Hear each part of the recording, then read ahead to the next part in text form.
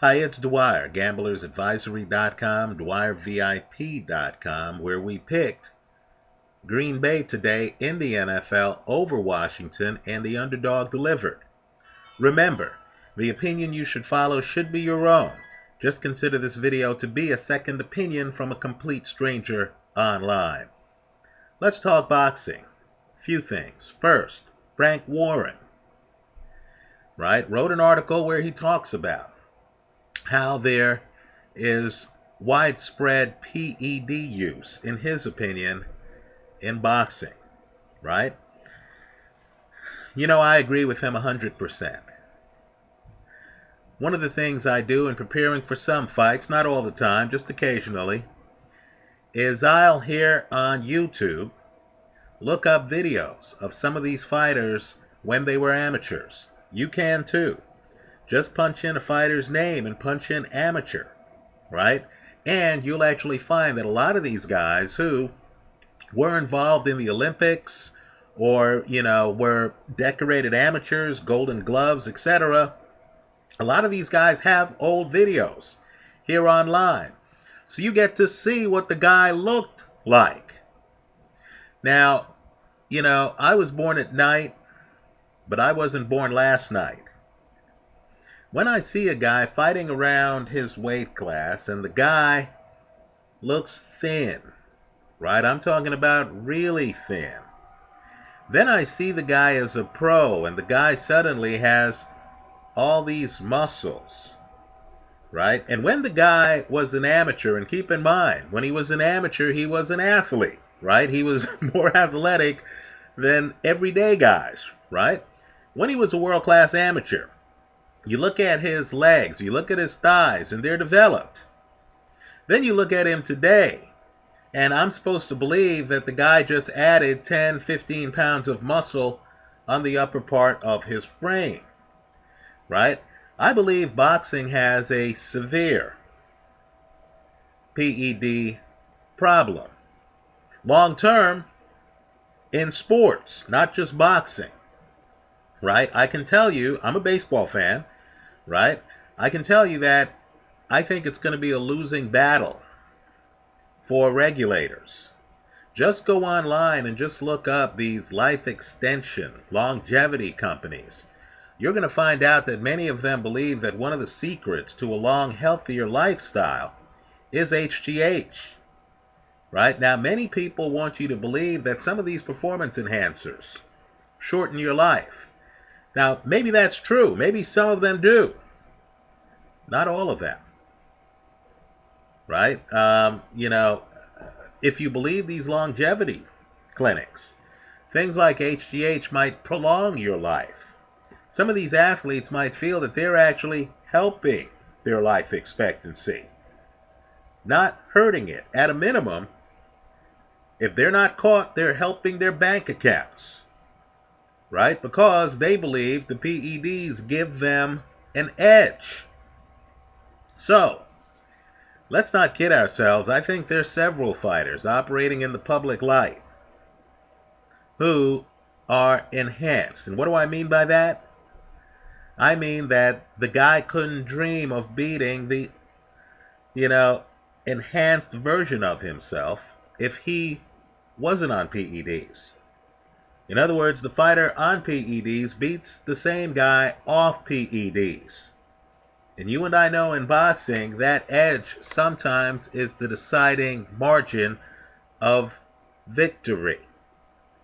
So, take everything Frank Warren said and just put a Dwyer agrees 100% check mark next to it. Right? I think there are far more people using performance-enhancing drugs. Let me say this too. Here in the United States, some of the very best baseball players who ever lived right now are being excluded from the Hall of Fame.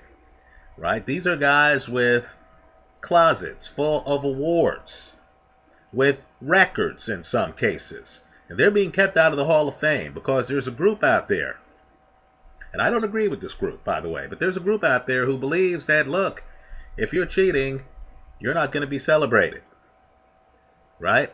Understand, boxing's a different culture entirely.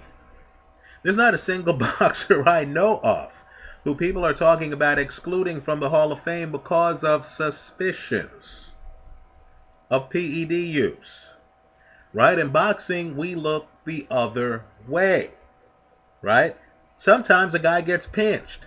Sometimes you hear that a guy failed a post-fight drug test. What do? We just shrug. We say, okay, some athletic commission is going to suspend the guy for what? 6 months or whatever. How often does the guy fight anyway? Then when the guy gets off suspension, guess what? He's back in the biggest fights. That's the way boxing is. So my point to you is simply, you need to assume that a lot of these guys are coming up from poverty. A lot of these guys know that if they just had a little bit more, right, they might be able to move from contender to champion. Right? They might be able to win this fight and get the big payday on the next fight. Right? So in a sport where guys have long tried to shave their underarms to make weight, right? Hit saunas to make weight, where some boxers have even tried to tamper with gloves. Right? If you believe the folklore around the first Ali Liston fight, guys have tried to put liniment on their gloves during fights to blind the other guy. Right? In that sport, is it that hard to believe that, let's say, 25%, 1 in 4, are on a performance-enhancing regimen? I personally feel that at least 25% of the fighters out there, and I'm not going to name names because I don't want the legal consequences. I don't want some fighter pulling a Lance Armstrong on me and saying, hey, I'm going to sue you, I'm going to wreck your life, even while the guy is visiting with his pharmacist. But I believe that probably 25% of the sport is juicing, right? This is a sport where many nutritionists are employed, right? Many. Right? It's an event-based sport. To avoid drug testing, the drug testing, first of all, is a joke. You know that HGH has a very fast clearance time. Very fast clearance time. You also know, too, that if I'm juicing, I'm in the gym, I'm taking the cream, I'm taking the clear, I'm, doing whatever I can. I'm getting needled and everything like that. As long as I'm retired, hey, no one knows what I'm doing. Then I'm all bulked up. I'm feeling better than I ever have. Right? You know the way the game works. That's when I announce that I'm coming back. I've cycled off the drugs. Right? Now I'm just maintaining the illegal advantage that I've gotten. And at the championship level, these fighters get to pick where they want to fight. Here in the United States, you can imagine how crazy it is. The promoter comes and says, hey, man, I'm offering you a boatload of money to fight in Las Vegas. Fighter might say, Nevada State Athletic Commission? Nah, man. Hey, Mr. Manager, let's play hard to get. Let's try to get this fight in a jurisdiction that isn't going to have the stringent drug testing of Nevada. Right? If you don't think that's going on right now, then you don't know what's going on. Let's talk about a fight that, if it happens, I have a clear favorite in. Right? Now, there's talk about Gennady Golovkin, who is a world traveler. Right? He's fought in Monaco, folks. Right? He's fought all over the world. Right? Gennady Golovkin possibly going to the United Kingdom to fight Billy Joe Saunders. I got to tell you, if I were advising these fighters, I would say make that fight happen right now. Saunders just beat Andy Lee. His name's in the news. He's unbeaten. He's unbeaten. And you and I know, when you're unbeaten, that streak can end at any time. Right? It can end literally in the fighter's next fight. So if you want to get paid that premium from being an unbeaten fighter, you need to have a fight against a big opponent while you're unbeaten. Saunders, who has a share of the middleweight belt, right, is unbeaten. He just beat Andy Lee. Golovkin is viewed as one of the biggest things in boxing, but Golovkin privately knows he doesn't have the pay-per-view numbers. He doesn't get the ratings of, let's say, the Mayweathers and Pacquiaos. Right? He just doesn't, folks. So if I'm Golovkin, I would invade Europe. I would say, hey, Billy, you tell me where you want to fight. I would try to have the fight where George Groves fought Carl Froch. Why not? You might get 30,000 people. You might get 40,000 people. If Golovkin knows what he's doing, he'll have a hotel room with a balcony. So he can stand out on the balcony and have a crowd gather in the street. If he knows what he's doing, he'll walk the streets like Mike Tyson did before he fought Julius Francis. Right? Big fight. Just understand it's a lopsided fight. Billy Joe Saunders is not as mobile as people think. Right? Saunders is relying on upper body movement and counters. Saunders wants to be on the outskirts of the pocket.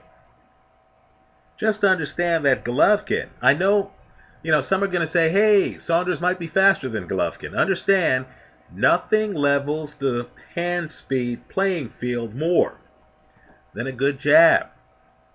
Right, folks? That Golovkin jab is a serious development. That Golovkin jab is going to keep Billy Joe Saunders from getting comfortable in front of Golovkin. If Golovkin's able to flush Saunders outside, understand, Golovkin hits hard and he's very accurate. Right? Saunders, to me, is not the kind of guy who can take what I call the extra step. I believe a Miguel Cotto would be a tougher opponent for Golovkin than Billy Joe Saunders. Right? Because I believe Cotto would be able to take that extra step, come in low, and crowd Golovkin. I don't think Saunders has that skill set. So I think Saunders would be flushed out of the pocket, right into where Golovkin likes to throw punches, with his arms extended. Right? Gennady Golovkin never worries about the judges. Why? Because his fights rarely go to the judges. If that fight's in the UK, I'm taking Gennady Golovkin. Right? I think Golovkin beats Billy Joe Saunders. Let me close with this. Vladimir Klitschko, the rematch against Tyson Fury.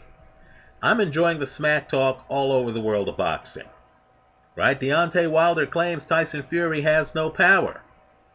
Let's hope Deontay Wilder takes the time to speak with Steve Cunningham about what he ran into when he got stopped by Tyson Fury. Stopped. Right? Then, of course, you have David Haye. David Haye has decided he's going to call out a British fighter who doesn't have a title. Anthony Joshua. Right? David Haye on the comeback trail, and I believe this is clever, understands he's not ready for Tyson Fury. I know these guys signed to fight earlier and stuff. David Haye's a wise man. Pick the low-hanging fruit. David Haye's calling out Anthony Joshua. He's not calling out the heavyweight champion. Think about that. That's all you need to know. Now, several people, Arthur Abraham, championship fighter, he's on record as saying that Vladimir Klitschko is just the class above Tyson Fury. Right? Both Klitschko and Abraham fight out of Germany. You know that. Let me just say this too. Hasn't Tyson Fury already proven to us that he can dominate Vladimir Klitschko over 12 rounds? Folks, Klitschko didn't have an off night. Klitschko had a Klitschko night. These fighters are different class levels. Fury's a class above Vladimir Klitschko. Let me say this. I know everyone's excited about the 12th round, right? You're a heavyweight. You're 3 minutes away from winning the title, right? You're out in that 12th round, and you're hanging out knowing all you have to do is survive the 12th round, and the title is yours. right? You know that. Somehow the pundits seem to feel that you're out there in the 12th round just like you're out there in the 4th and 5th round when the fight's in doubt. We know that's not the case. Not everyone treats the 12th round like Timothy Bradley does, right? So, I'll just say this. Tyson Fury, I know the Klitschko people are saying, look at the 12th round. I'm just telling you there's a reason why Vladimir Klitschko did not open up the first 11 rounds. There's a reason, right? If Vladimir Klitschko opens up, understand he's more vulnerable to getting hit. Let me say, too, the Tyson Fury you saw against him is just a fraction of Tyson Fury. If Fury wanted, he could shorten his punches, and he could come inside on Vladimir Klitschko. He could treat Klitschko like Bernard Hopkins treated Felix Trinidad. You don't have to duck a guy's punches on the outside. You can smother them on the inside. On the inside, only one of these guys can land punches with power. And that's Tyson Fury, right? I'm just telling you that if Vladimir Klitschko decides he's going to open up, like he did in the Tony Thompson rematch, right? I'm just telling you that he might get put out, right? Knocked out cold, right? I view Vladimir Klitschko's chin the same way I view Amir Khan's chin. Guy looks like $1 million, right? But you understand that there's an off switch. If you hit him flush, things might happen. Look at the Corey Sanders film on Vladimir Klitschko. Understand, that's Klitschko right before Emanuel Stewart, right? Klitschko always had a big punch. What was revealed then, right, and that wasn't Klitschko's first loss, was that if you hit Klitschko flush on the chin, the lights could go out. So Klitschko has come up with a construct, right? It's the Stewart construct, where he fights tall, he leans back, he uses reach, he shoots a jab, he's conservative, doesn't throw the right hand that much early in fights, right? Always is in a defensive shell. First the jab, then the left hook, right? Even when he knocks a lot of guys out, it's a jab first, then a right hand. It's only during the fight, after he gets in a rhythm, that he'll open up a lot, right? Understand that that kind of structure cannot compete with a natural fighter, right? By a natural, I mean a guy who is gifted enough to be making adjustments on the fly, who comes in with a plan A. Maybe the plan A is the construct, but then who quickly sees that there are other roads to success, right? There was a time, believe it or not, when a natural fighter, Vitaly Klitschko, told his brother, you need to hang it up, right? Because he sensed that his brother was tentative in the ring. Now here you have an added problem where Tyson Fury is actually taller than Vladimir Klitschko. So Fury is not only the better fighter, he's the taller fighter, right? Think it through. So Klitschko's game, which works against shorter guys, Sultan Ibragimov, excellent fighter, look him up, right? Couldn't get by Klitschko's reach, right? Couldn't. Right? Understand that Tyson Fury does. Right? So, I'm looking forward to Klitschko against Fury. I think Arthur Abraham and some other pundits have it exactly wrong. The styles don't match up here for Vladimir Klitschko. You want to see a fight where Fury fights on the inside? Look at him against Steve Cunningham. That same fight beats Vladimir Klitschko. That's a different fight than Fury fought the first time they fought. Understand, the first time Fury's outside, he's dancing around, he understands. that he's fighting a guy who's not as fluid as he is, right? Who is coming in with a structure. It's like body armor. It's a position he has to be successful. And Fury, of course, is able to change positions. So Fury fights the fight from the outside. I'm just here to tell you it's a different fight if Klitschko tries to up the ante. Because Fury could fight the fight he fought against Derek Chisora and beat Vladimir Klitschko. What's Klitschko going to do? Tuck him under his arm like he did Alexander Povetkin? Isn't Fury too big for that? Worse yet, what if Klitschko goes to clinch Fury and Fury keeps moving his hands, bends over, starts to work his body? Folks, don't be fooled by the public persona. Tyson Fury right now is flirting with greatness. This is a guy who, quite frankly, has a huge jump on most of the heavyweight division. The public's distracted by Anthony Joshua, by Joseph Parker, right? By Deontay Wilder, right? The public's distracted right now. Just understand that this guy has a chance to run the table, right? To do what, quite frankly, Sonny Liston did until he ran into then Cassius Clay, right? So let's just say I'm looking forward to that Fury-Klitschko fight. Let me say this too. David Haye has pointed out that,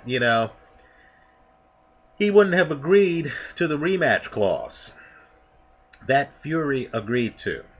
Folks, Fury's already passed the hard part of the rematch clause, right? He went to some place in Germany where Vladimir Klitschko is practically the hometown hero, right? He had the fight go to the scorecards and he won the fight, right? I'm just telling you, a guy like Fury, when you give him the belt, when he's the guy entering the fight with the assumption that he is the champion and that the other guy is going to have to take his belt, I believe that's almost going to be insurmountable for Klitschko to get by, right? The odds have flattened. Right? This is almost a pick'em fight. So you could literally take Fury, to win the fight and hedge it with Klitschko by KO. Right? Because the Klitschko by KO prop, you're probably going to get 2-1, 2.5-1. Right? So it's cheap insurance. Right? I could lay 100 on Fury to win 100. And then I could bet, let's say 50 on Vladimir Klitschko by KO at 2-1. So if Klitschko wins, right, I get back my initial $100 bet. If Fury wins, then I net $50. Right? The second fight, you should be able to bet because I'm telling you, Klitschko's going to have to throw caution to the wind. He's going to have to try to drive the car faster than 55 miles an hour, because he knows he can't get a decision on Tyson Fury. And I'm just here to tell you that when a fighter opens up on Tyson Fury, that guy's at risk of getting stopped, because Klitschko at this stage, right, late in his career, late 30s, doesn't have the inside game to deal with Fury if Fury decides to fight him inside. And I'm just telling you, Fury didn't have to even show that part of his game the first time these two fought. Anyway, that's how I see it. Let me throw in a bonus play. Juan Manuel Marquez against Miguel Cotto, right? People here watching this video, longtime subscribers, know I personally thought Cotto beat Canelo. right? I'm just telling you that at this stage of their careers, and these are two Hall of Famers, understand, Cotto's much younger than Marquez. Cotto moves a lot better than Marquez moves. I think the foot speed gap would give Cotto the edge in that fight. Anyway, that's how I see it. Let me hear from you. Leave your comments for me here online. Visit us at gamblersadvisory.com and dwyervip.com. Thanks for stopping by.